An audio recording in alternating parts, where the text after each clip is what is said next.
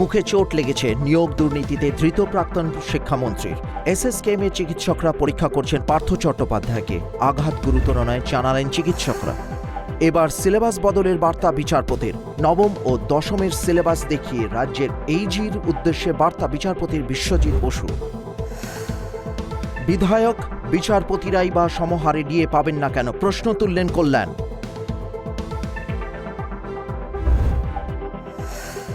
দিল্লিতে ফের হার বিজেপির, মেয়র হলেন স্যালি ওবেরয়।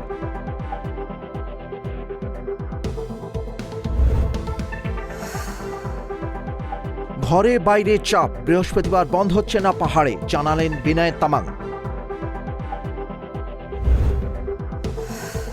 আইএসএফ এর বিক্ষোভ কর্মসূচিতে বিধায়ক নওশাদ সিদ্দিকীর সহ 88 জনকে গ্রেপ্তার করা হয়েছিল, আর সেই নিয়ে ক্ষোভ প্রকাশ করল আদালত।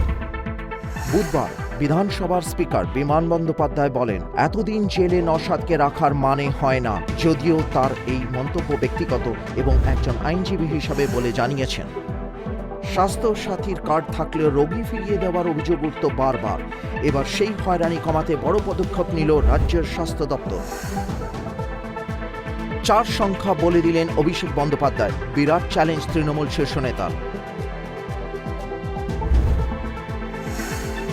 নজরে মানিকপুত্র লন্ডন সফর, টাকা গিয়েছে মলদ্বীপ ও ভিয়েতনামেও, বিদেশ মন্ত্রককে খোঁজ ইডির।